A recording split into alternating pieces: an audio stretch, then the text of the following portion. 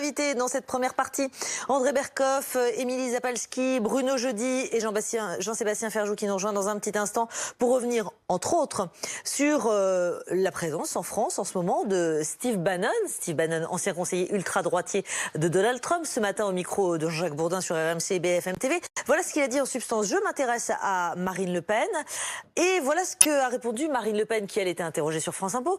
Steve Bannon n'a aucun rôle dans la campagne.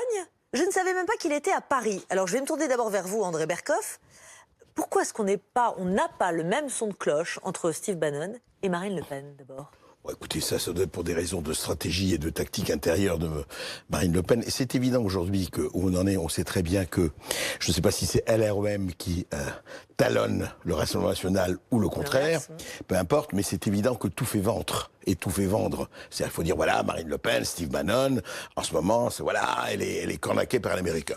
Un Américain à Paris, vous savez, c'est une vieille version d'un film très ancien. Steve Bannon a le droit d'être là, mais Steve Bannon, on sait très bien pourquoi il est là. Il est là, et il l'a dit depuis 6 mois, il est à Bruxelles pour coordonner tous les mouvements populistes d'Europe. C'est, enfin, pour essayer de les bâtir. C'est bon. Et Marine Le Pen fait partie de cette galaxie où on trouve Salvini et compagnie et compagnie. Donc, lui est assez clair, finalement, mais il est dans très, sa très démarche. clair. Ce qui est moins clair, c'est la position de Marine Le Pen et du Rassemblement national. Parce qu'ils essayent probablement, de se défendre en disant, voyez, vous prenez vos conseils chez un Américain, etc.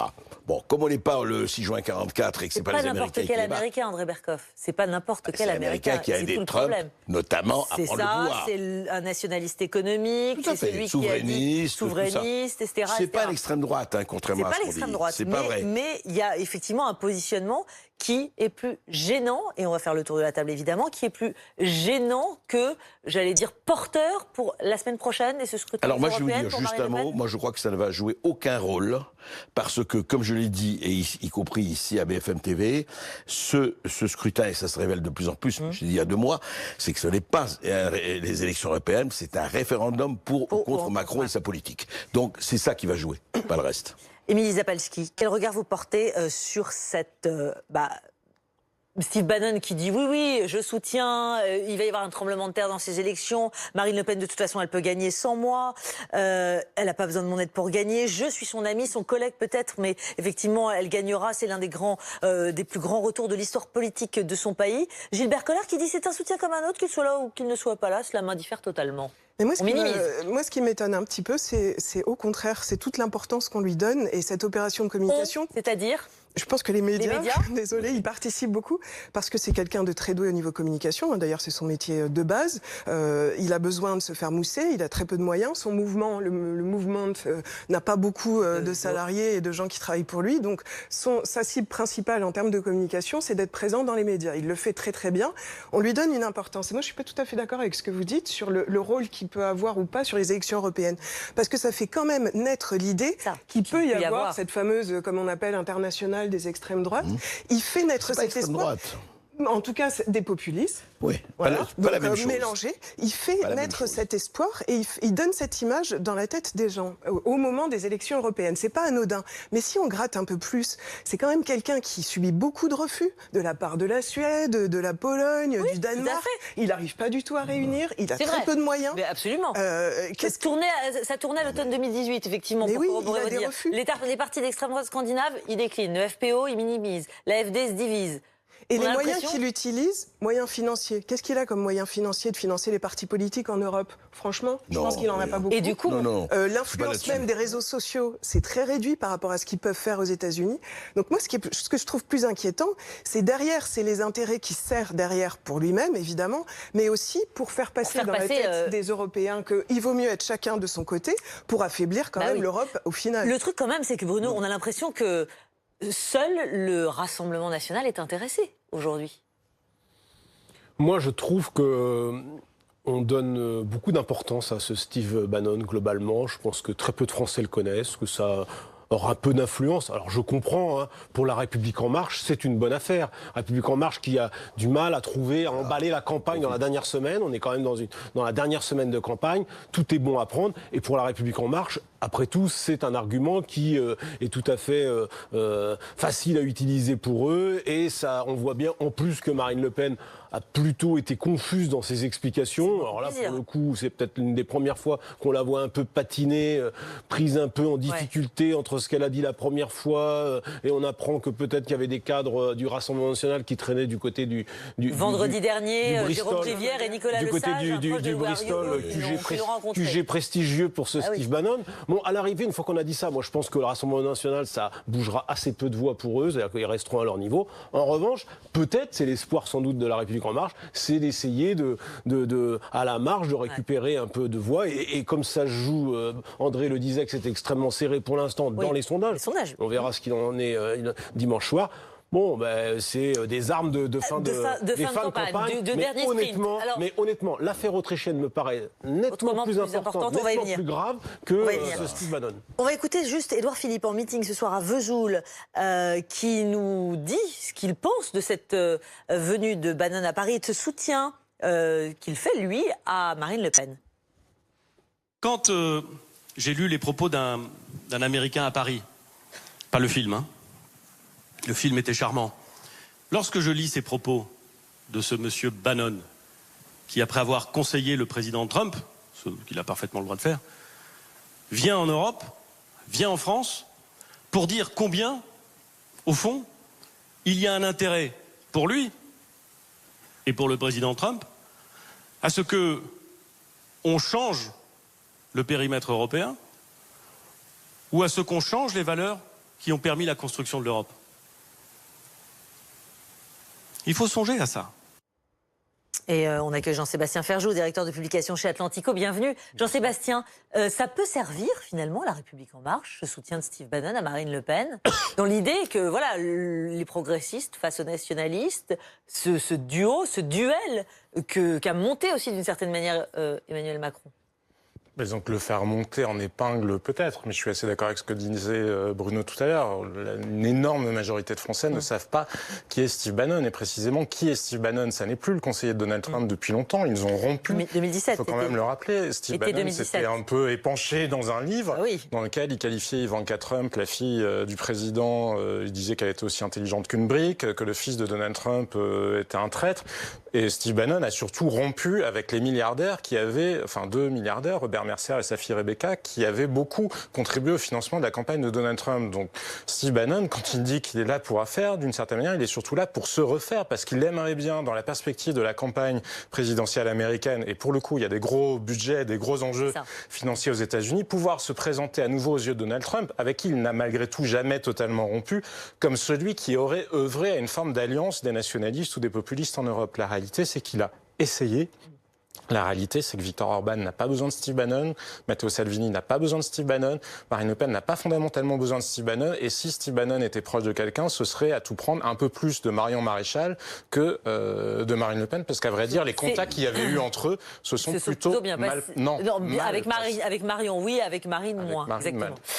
André Berkoff, mais quand même, il y a cette idée d'ingérence qu'on peut pas balayer comme ça d'un revers de la main. Très sincèrement, les ingérences américaines en France, etc., c'est pas vraiment nouveau, c'est pas un scoop. Je dirais pas Obama qui avait qui avait demandé de voter tel ou tel. C'est-à-dire, c'est pas le problème. Ça, encore une fois, on crée une petite bulle dans une campagne qui n'a rien à voir. Ce qui est intéressant, et ce qu'on dit, regardez, 2 hebdomadaires, comme par hasard, Le Point et l'Obs. Sur quoi ? L'international populiste, la populiste nationaliste, de l'autre côté Matteo Salvini, l'homme fort de l'Europe, dit Le Point. Il se passe quelque chose, c'est ça qui est intéressant. Qu'on aime ou qu'on le déplore ou qu'on se réjouisse, il se passe quelque chose vis-à-vis de cette internationale dite populiste. En général, on dit populiste parce que quand on n'aime pas, évidemment, ce qui se passe, on dit que c'est populiste, quand les peuples bougent. Mais c'est ça qui est important. Bannon, c'est un épiphénomène, c'est pas ça qui va bouger. Et on va voir les résultats le 26 mai. On regarde du coup, on élargit un peu du coup, s'il vous plaît, avec un week-end en demi-teinte pour les droits souverainistes en Europe. Meeting de Milan samedi occulté par la démission fracassante de l'Autrichien Strache. Les alliances Les alliances, est-ce qu'elles sont viables? Est-ce qu'il se passe des choses là qui vont faire bouger les lignes? Dans le fond, c'est vrai que les alliances, elles ont l'air difficiles à prendre parce qu'il y a des idées vraiment complètement différentes dans ces différents camps populistes, comme vous dites, et pas forcément d'extrême droite uniquement. Mais simplement, moi, ce que je crains, c'est quand même, là, il se fait, alors même si en effet Steve Bannon en lui-même n'est pas intéressant, c'est la fonction qu'il occupe pour des intérêts autres, mais qu'il occupe réellement de vraiment responsable communication de cette internationale populiste. Et je suis désolée, mais on lit dans la presse, on voit cette possibilité d'être populiste, de déconstruire l'Europe avec un espoir. Et je pense que ça peut résonner dans la tête. Moi, je crois que ça peut vraiment avoir des incidences sur la tête des électeurs, de certains qui refusent cette Europe actuelle, qui pensent qu'on peut la refonder et qui se retrouvent dans un espoir d'autre chose. Je suis persuadée que ça a une incidence. Il est déjà par Marine Le Pen. Ça vient qu'accentuer, mais elle est là pour l'incarner. Ça peut plutôt marcher dans l'autre sens, avec des électeurs qui peut-être seraient dans le doute, pas très décidés à aller voter, qui justement se disent l'espèce de dialectique mise en avant par Emmanuel Macron du combat des nationalistes contre les progressistes, effectivement a une forme de dimension. Oui, le fait de le monter en épingle, ça peut jouer dans ce sens-là. Je pense que les électeurs qui ont envie de voter pour des partis contestataires ou en transgression, avec ou sans Steve Bannon, ils ont entendu Marine Le Pen, ils ont entendu Matteo Salvini. La France Insoumise, parti ORN. Et puis, Émilie, il faut quand même regarder les choses. Et ça, c'est une dimension française. Oui, moi je parle de la dimension française et des élections qu'on va vivre le 26. Les électeurs qui sont tentés par ce choix-là, ils le sont, avec ou sans Steve Bannon. Là, ça donne un marché européen très fort. Et puis, si on regarde simplement, effectivement, pour Emmanuel Macron, pour le camp d'Emmanuel Macron, c'est enfin la possibilité de démontrer, oui, il y a ce duel entre populistes et le camp du progrès qui sera incarné par Emmanuel Macron.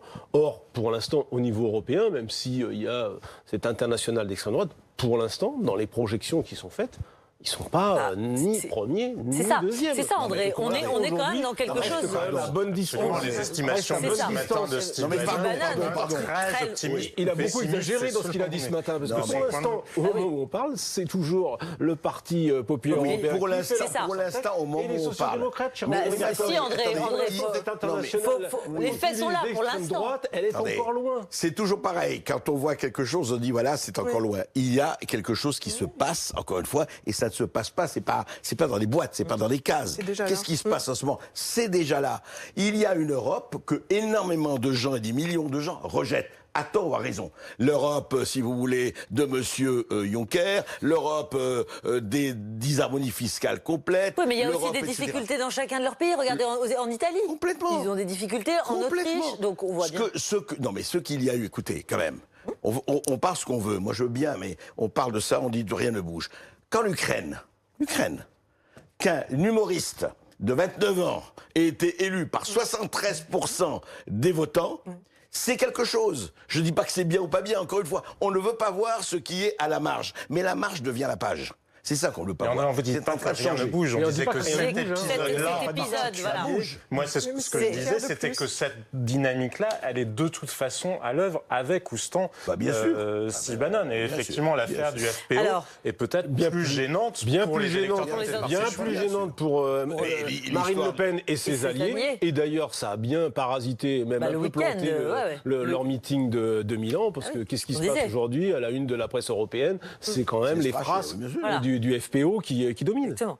Je voudrais qu'on aille sur le rendez-vous d'Emmanuel Macron avec la presse quotidienne régionale, parce qu'on saura peut-être un peu plus tard dans la soirée, évidemment, ce qu'il dit, en tout cas quelques extraits. Mais ce qui est sûr, c'est qu'à 6 jours des Européennes, Emmanuel Macron met clairement toutes ses forces dans la bataille avec cet entretien à la presse régionale. Pourquoi la presse quotidienne régionale ?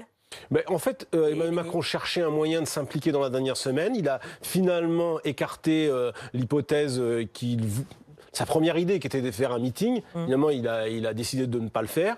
Après, il n'a pas 36 solutions. Vous aurez remarqué qu'il intervient tous les jours, il prend la parole. Il faut varier les plaisirs en termes de... Une interview à la presse quotidienne régionale, ça permet quand même de poser un message écrit, sans doute une longue interview, donnée à peu près à l'ensemble de la presse quotidienne régionale. C'est le retour vers les territoires. C'est essayer de toucher cette France de province. Et puis elle est élue. À la communicante, pardonnez-moi messieurs, je vous donne la parole, mais à la communicante, évidemment, évidemment, Émilie Zapalski, on parle à tout le monde. On parle à la France qui a manifesté les Gilets jaunes, on parle à la France des territoires, on voit aux élus locaux. C'est gros comme, c'est gros comme le nez au milieu de la figure, non? Oui, et quand on pense presse quotidienne régionale, c'est sûr qu'on pense au rond-point, qu'on pense c'est très gilet jaune, on va dire. Donc forcément, ça s'adresse à tout le monde, c'est en effet très lu. Donc ça paraît assez logique. Donc c'est pas une mauvaise chose? C'est pas une mauvaise chose et c'est logiquement, stratégiquement tout à fait recevable. Mais par contre, en écho avec ce qu'on disait tout à l'heure, moi je pense qu'Emmanuel Macron, là où ça a pêché sur la stratégie électorale, c'est évidemment cette bataille politique contre le Rassemblement national était nécessaire, mais le pendant, c'était aussi de parler de tous ces dossiers dont il va probablement parler là, d'environnement, d'économie, de social, mais européenne. Et voilà, et ça a manqué terriblement parce que la stratégie numéro 1, ça a été c'est soit moi, soit le chaos. Et juste pour finir, ils ont essayé, moi j'ai vu sur des tweets, de faire, où c'était un Facebook Live 12 heures pour choisir avec un peu de contenu, mais ça arrivait très tard et c'était il y avait peu de contenu. Et là, cette interview, cette grande interview à vivre, enfin retrouver demain dans les quotidiens, ça arrive pas trop tard?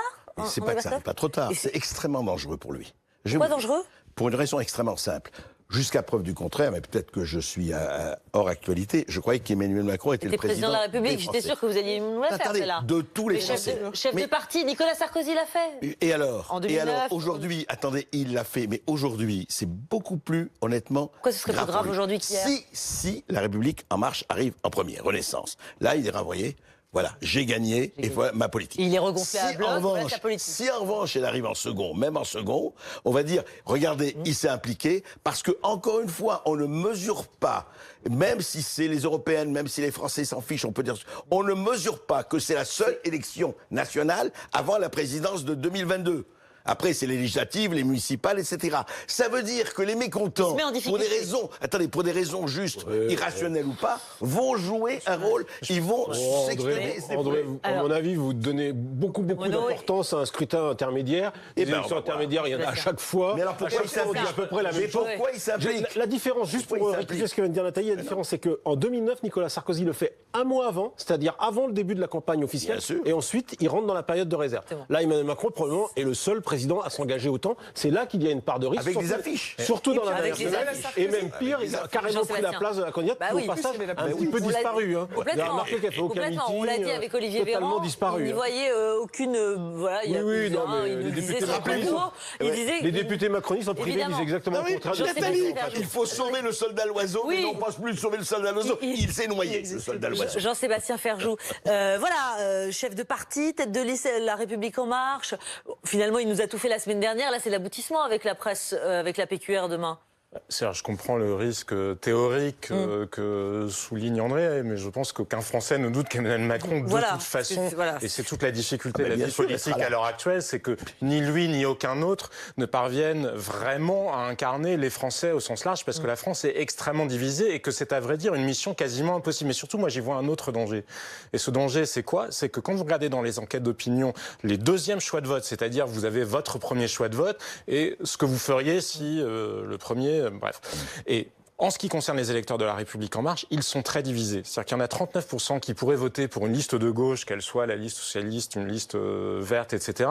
Et 33% qui pourraient voter pour une liste de droite. Donc d'une certaine manière, plus il va préciser son propos et plus il sort de l'ambiguïté, et plus ça risque d'être à son détriment. Le risque politique, à vrai dire, il est plus là. Merci d'ailleurs pour la passerelle, parce que un soutien désormais... Alors, il est bizarre ce soutien quand même. Il est à minima, en tout cas, c'est Ségolène Royal. On en parlait en fin de semaine dernière. On attendait que ça se confirme. Soutien de Ségolène Royal pour, attention, pour finalement le propos écologiste d'Emmanuel Macron. Hein. Elle n'affiche pas son soutien véritablement. Elle ne donne pas de consigne de vote, en tout cas, pour les européennes de dimanche. Elle est convaincue par les propositions pour le climat. Pardonnez-moi, Bruno. Je sais pas, les discussions n'ont pas dû se passer aussi bien peut-être que l'espéraient les deux. Non, mais ce que je voulais dire, c'est que... Les deux partis. Non, ce que je trouvais intéressant de vous faire commenter, c'est que... il a besoin d'une jambe gauche, Emmanuel Macron. Il a besoin d'une jambe gauche depuis déjà quelques mois. Ça fait un moment qu'il boite, oui. Voilà, il a courtisé. C'est plutôt une prothèse. Il a courtisé à droite, il a courtisé au centre droit. Là, avec Ségolène Royal, on arrive enfin à... C'est une jambe de bois. Attendez, elle a eu pour Emmanuel le goût qu'elle avait pour le chabichou du Poitou-Charentes. C'était son chabichou à elle. Mais au contraire, je dis beaucoup de bien du chabichou. Pourquoi? Parce qu'elle espérait un poste, soyons clairs. Je veux dire, tout ça, c'est pour ça que c'est cousu de fil blanc. Qui croit que Ségolène Royal va apporter une caution de gauche à Emmanuel Macron? Tout ça, c'est du théâtre politique. Ouais, et alors, c'est pas la règle aussi en politique? Quoi? Le théâtre, la fiction... ça ne suffit plus. Le soutien de Ségolène Royal, c'est pas mal par rapport à d'autres soutiens quand même.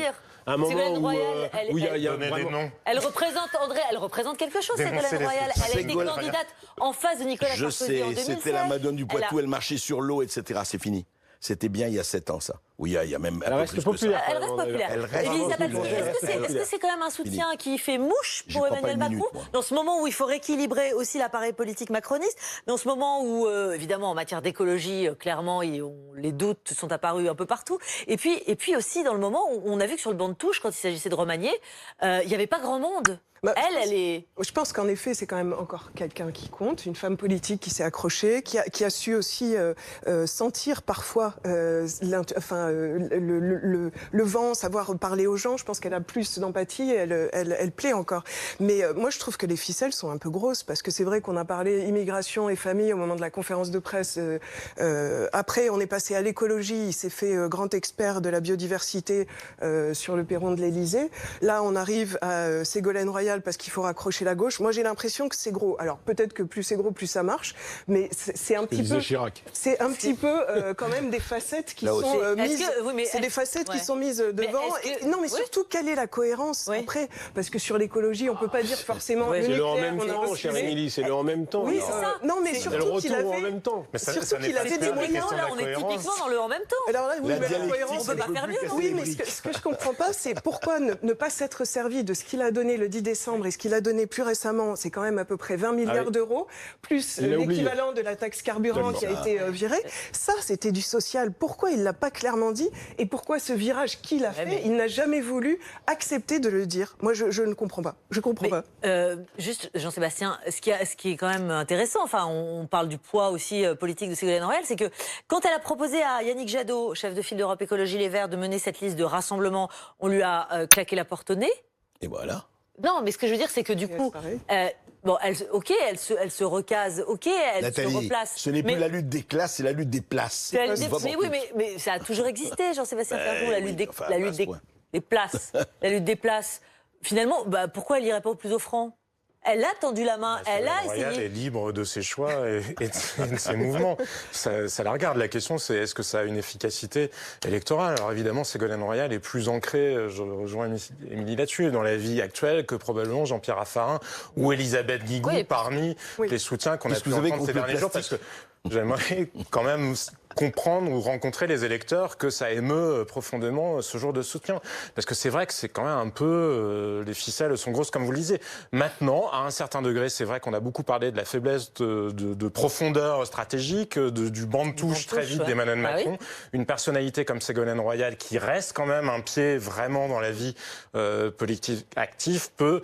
quand même porter un peu l'idée qu'il y a des gens maintenant sur le côté de la jambe gauche, la ficelle est tellement grosse que je ne suis pas certain que les électeurs de gauche troublés par Emmanuel Macron ou ceux qui se posent des questions sur la réalité de ses engagements écologiques trouvent Ségolène Royal particulièrement plus convaincante que Pascal Canfin. Elle a quand même été ministre de l'écologie. Moi, je pense que tout ça ne fait pas beaucoup. Non, mais tout ça ne fait pas bouger beaucoup de voix. Mais je pense que ça fait partie aussi d'un récit de campagne, d'un président de la République qui avait fait du en même temps sa matrice politique, dont on dit qu'il penche beaucoup trop à droite maintenant, donc d'aller chercher des soutiens à gauche, même si à l'arrivée ça pèse très peu en termes de voix, on est d'accord. Le nom de Ségolène Royal, quoi qu'on en dise, d'abord on en parle, c'est bien la preuve, les autres on n'en a même pas parlé, donc c'est quand même pas n'importe qui. André Berkoff. En plus elle reste populaire. Vous savez, aujourd'hui, Ségolène Royal et Martine Aubry, c'est les deux seuls rescapés de la gauche qui sont populaires au-dessus de 40%. Juste un mot, on est à 6 jours, n'oubliez pas. Ce serait passé il y a 1 mois. C'était autre chose. Vous l'avez dit vous-même par rapport à Sarkozy. À 6 jours, c'est-à-dire qu'on a l'impression qu'on cherche partout. Mais ce serait passé il y a 1 mois, on aurait oublié, ça n'aurait pas nécessairement été porteur. Parce que Ségolène se serait impliquée, elle serait en campagne, elle serait intervenue, leur fait des discours. Là, c'est thèse, antithèse, prothèse. Je reste là-dedans. Voilà, ça c'est le sens de la formule d'André Berkoff. Merci en tout cas à tous les 4, André, avec votre livre Le Retour des peuples chez Hugo Doc. Merci beaucoup.